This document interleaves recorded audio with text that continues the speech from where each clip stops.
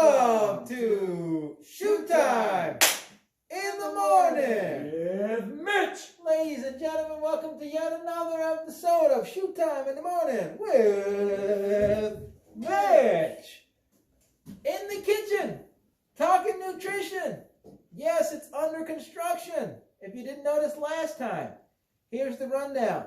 How often do you get to see the framework of what a kitchen looks like with nothing in it? Well, it's important because right now we're building the framework for your knowledge to have the best body that you can see, the best health that you can get throughout your life. So just like this is the framework here, slowly you'll see throughout these shoot times that the kitchen will continue to improve more and more and more until it's done, meaning we got it just the way we want it. Today, we're going to learn about our energy source. Last time, we learned about our building blocks for our body, which was protein. Protein is very, very important for building your body. Carbohydrates are responsible for fueling your body. So today, we're going to learn about carbohydrates. Just like protein, carbohydrates also have, per 1 gram of carbohydrate, 4 calories. Per 1 gram of carbohydrate, 4 calories. Now, carbohydrates are a tricky one because carbohydrate fuels your body, also fuels your brain. Carbohydrates are your brain's primary source of fuel. That is what the brain would prefer and utilizes above all other energy sources if it is available in your diet. Now, interestingly enough, your body can survive without carbohydrates. It's just a preference. If we look across the world, there are areas of people that do not eat carbohydrates, almost next to none. For instance, the Inuit people of Alaska live in Alaska. And guess what? It's cold in Alaska, and plants don't grow there very well, especially in the northern area. So, rather than eat a lot of plants and eat a lot of grains, they eat a lot of meat and a lot of whale blubber. And that is where they get their energy from. For us, we're going to focus for this video on carbohydrates, just so you get an understanding of in our environment here in San Jose, here in America, where the majority of our carbs come from. All right? Now, one thing that you have to know about carbohydrates is they are broken down into 2 categories. Simple carbohydrates. Simple and complex carbohydrates. Simple carbohydrates are those that can be digested easily and quickly by the body. Sounds like a good thing, right? But is it really? Well, that's up for debate, because here's the deal. What happens is you eat a simple carbohydrate, it gives your body immediate fuel, and it's done through an insulin spike. It's done so through an insulin spike. So your body eats it, so boom, let's use it right now, let's use it right now. But guess what? If we eat simple carbohydrates and we're sitting here hanging out, we're not moving, our body says, energy, energy, energy, okay, not going to use it right now, let's store it. And how do we store energy that we don't use? Through fat. So that is the disadvantage of simple carbohydrates. They get readily absorbed for energy use immediately. If you don't use it, that energy gets stored as fat almost immediately. The other is complex carbohydrates. When you eat complex carbohydrates, those slowly get released. For instance, oatmeal is a great complex carbohydrate. You eat oatmeal, might stay in your stomach for about 45 minutes to an hour, but it's slowly releasing energy 1 drop at a time versus immediately like some simple carbohydrates. Grains, most grains are usually complex carbohydrates. It's tricky, and we'll give you a list of some that are complex and some that are simple after this video so you can take a look and make an educated upload to your brain. But it's tricky because, for instance, sweet potatoes are considered a complex carbohydrate. But regular white starchy potatoes are not necessarily a complex carbohydrate because they absorb the body much quicker. White bread is considered more of a simple carbohydrate. Your body absorbs that flour right away. Wheat bread has more grains in it, so it's a complex carbohydrate. It releases this energy more slowly. We'll have a list for you to see, but just know that there's a difference between simple and there is a difference between complex. Now, what kind of things are carbohydrates? Well, you know, meat is not a carbohydrate. We talked about that last video. Protein and fats only in meat. So cross that off the list. All grains, all plants, most things that you eat that are not meat, almost all are carbohydrates, unless it's made out of fat itself. Those are your three options.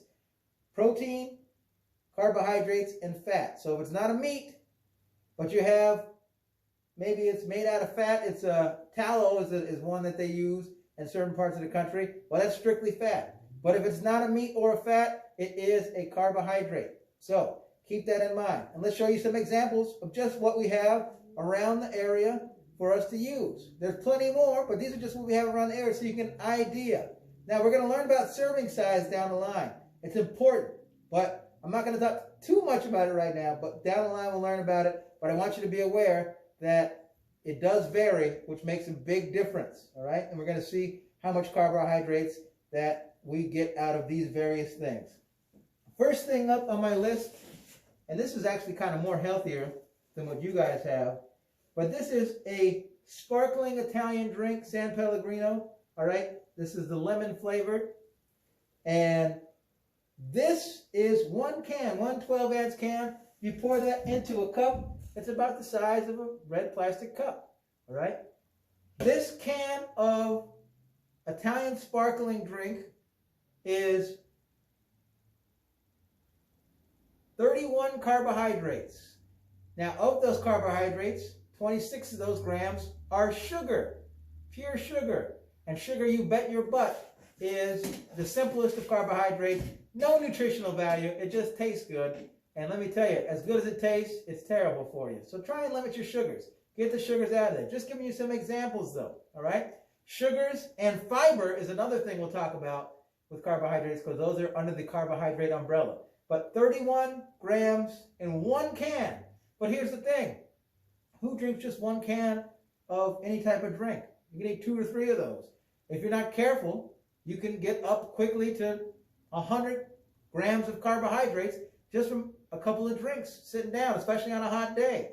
Now, keep in mind, here is your cup, 12 ounces. If you go to McDonald's or Jack in the Box or wherever you like to go and you get a drink with your meal, usually it's about 2 of these.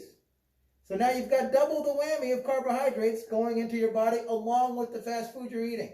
We'll talk about that in depth in portion, but right now, just be aware that it's easy to drink more carbohydrates and calories than you think, so be careful with that. Some other things we got over here. Following up on the protein that we talked about last time, Mr. Mort Henwick's favorite stuff, barbecue sauce. What kind is that, Mr. Shoemaker? Don't tell me it's Sweet Baby Ray's. Sweet Baby Ray's. Sweet Baby That's what my wife gets. Oh, Hickory and brown sugar. Oh. Now, this is ketchup. You know what ketchup is. Ketchup goes on most burgers and things like that. French fries, indeed. Now, you can eat whatever you eat, and then you got these sauces that add extra stuff to it. So, just to give you an example of the difference, this is pretty common in American households. Ketchup, this ketchup for 1 serving, that's 1 tablespoon. Think of a tablespoon, people. 1 tablespoon, it has 5 grams of carbohydrate, which is not that much, but who uses 1 tablespoon of ketchup ever in life? Not too many people. How much sugar? 4 of those 5 grams are sugar. Yeah. 4 of those 5 grams are sugar. Now, same serving size, 1 tablespoon. How much do you think the barbecue sauce has? Dun, dun, dun. 18 grams of carbohydrates, 16 grams of added sugar for 17 total grams of sugar. Be aware, folks. Sugar hides in many different places. And carbohydrates and sugar are a major problem in American society. We'll just say this. But it's Sweet Baby Ray's. Sweet Baby Ray's. Sweet Baby Ray's. Oh. All right. Now, next we got up a lot of your carbohydrates from you guys comes in the form of rice or grains. For 1 cup of rice, that's usually about 30-something grams of carbohydrate. I don't have any rice with me right now, but you know what rice looks like, white rice, right? It's about 30-something grams per cup of rice, and that is that's a fair amount. Now, what I do happen to have is some of what we call bread. We got some rolls, some sandwich rolls here, all right, and we got sourdough bread. For a sandwich roll, if you eat the sandwich roll, similar to a burger bun, this is 38 grams of carbohydrate.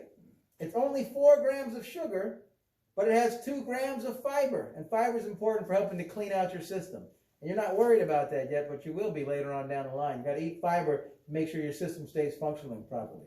But when you're calculating your carbohydrate intake, you always want to calculate the carbohydrate intake and then subtract the fiber, total fiber from the carbohydrates, because fiber doesn't get absorbed into your body necessarily. It cleans out your system. So you got 38 grams of carbohydrate with 2 grams of fiber. So that's 36 total grams of carbohydrates that are actually absorbed into your body. And depending on the type of bread, this particular bread is onion. It's an onion roll. Onion rolls are simple, all right? It's white flour and onion flavor and onion, toasted onions on it. It's going to be absorbed pretty quickly into your bloodstream. Now we have perhaps my favorite type of bread, sourdough bread. And this is from Boudin's. And guess who used to work at Boudin's when he was younger?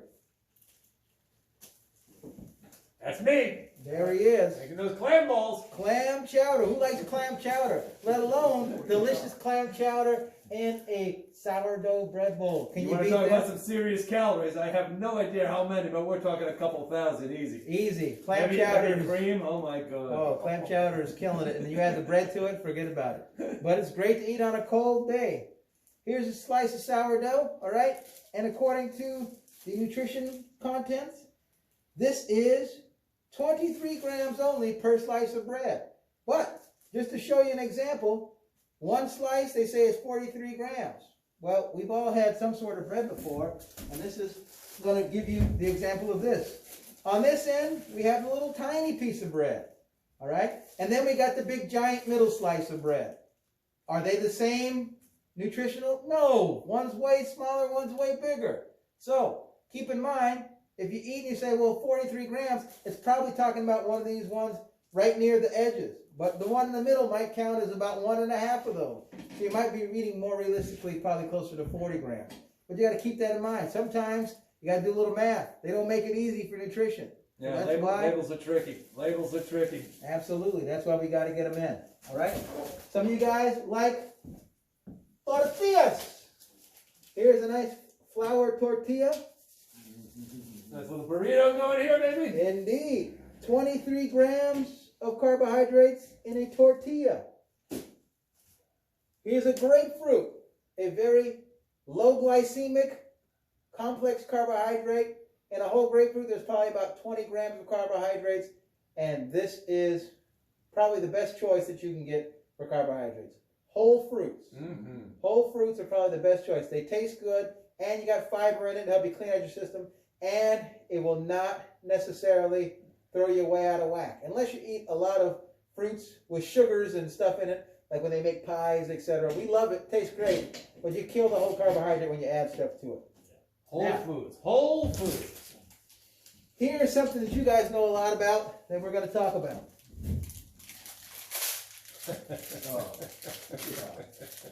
This is candy, folks. This is candy, all right? Now, remember, we said one of these whole rolls of sandwich rolls, there they are, the onion ones. I think we said around 38 or something like that.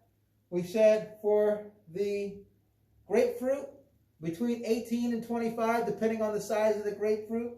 All right? For this one package of Skittles, we're going 56 total grams of carbohydrate. Of that 56 grams, 45 of them are sugar. Now, when we talk about sugar, I'll show you how many tablespoons there really is, but ridiculous, folks. Tastes great, delicious, but ridiculous. Now we got Starburst, another candy that we happen to have laying around.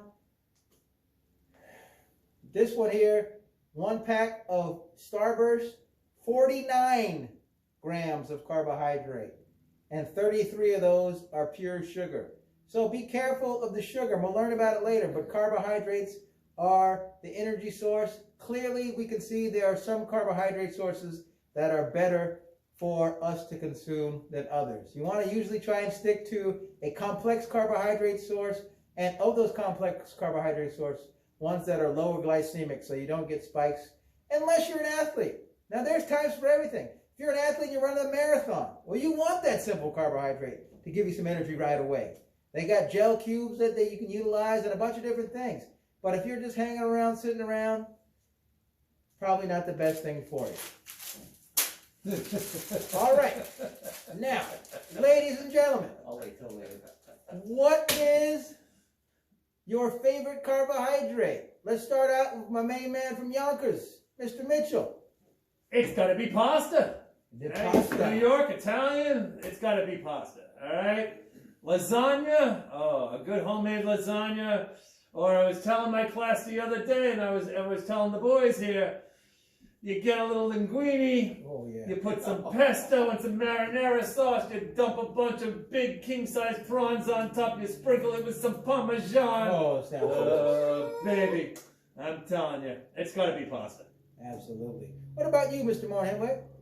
Well, sourdough bread, and we mentioned it earlier, sourdough bread, and they gut it, and then they pour the clam chowder in. Ooh. And what I do, I'll go down to the wharf with my wife in Santa Cruz and get a clam chowder bowl, and they pour the soup in, but I'll get an extra bowl on the side. Oh. So I scoop it out, the soup, and every scoop I'll grind the spoon into the inner part of the bowl, and I'll have just a little bit of bread with each scoop of clam chowder. Eat that. Then now, if you can picture it, the bowl's still there, the soup's gone. Then I'll take that other bowl and pour it into the bread, and then I'll just eat it again.